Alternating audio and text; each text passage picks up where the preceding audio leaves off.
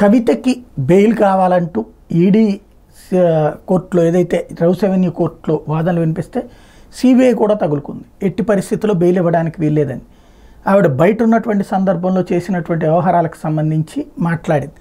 బెదిరించారన్నటువంటిది. శరత్ చంద్రారెడ్డి లాంటి వాళ్ళని బెదిరించి మరీ రాయించుకున్నారంటే ఏ స్థాయిలో ఇల్లు ఒక స్థలం లేకుండానే స్థలాన్ని ఉన్నట్టుగా కాగితాలు పెట్టి రిజిస్ట్రేషన్ చేసినట్టుగా చూపెట్టి డబ్బులు కోట్ల రూపాయలు 14 కోట్ల రూపాయలు కొలగొట్టారంటే అలాంటి మనుషుల్ని బెదిరించడానికి ప్రయత్నిస్తున్నారంటే ఏ స్థాయిలో ఉందో అర్థం చేసుకోవచ్చు. వ్యాపారాలనే లేపేస్తాం, వ్యవస్థలనే కూలగొట్టేస్తాం అనేటటువంటి స్థాయి ఏంటన్నటువంటిదే ఇక్కడ ప్రధానంగా సిబిఐ కానీ ఈడీ కానీ తమ వాదనలు వినిపించింది. ఈ నేపథ్యంలో అటు సిబిఐ ఈడీ వాదనతో పాటు ఇటు కవిత తరపునేమో ఆవిడ మహిళ కాబట్టి బెయిల్ రావాలన్నటువంటిది, అట్లాగే ఈ కేసులో ప్రాథమిక ఆధారాలు లేవు కాబట్టి వాస్తవంగా అదేందు మరి పాపం చంద్రబాబు గారిని అడగలేదు. సిద్ధార్థ లోద్రాలు, అభిషేక్ మను సింఘ్వీలు, కపిల్ సిబల్ అంటే దగ్గర రోజుకు 1 కోటి రూపాయలు అవుతాయి.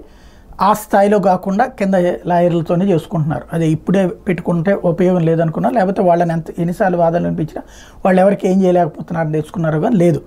లేదా ఉన్నటువంటి డబ్బులు ఎందుకు తగలేసుకోవడం అని ఉండొచ్చును. ఓవరాల్గా మే 2వ తారీఖుకి వాయిదా పడింది. ఇక ఇప్పట్లో బెయిల్ వచ్చే అవకాశం లేదు.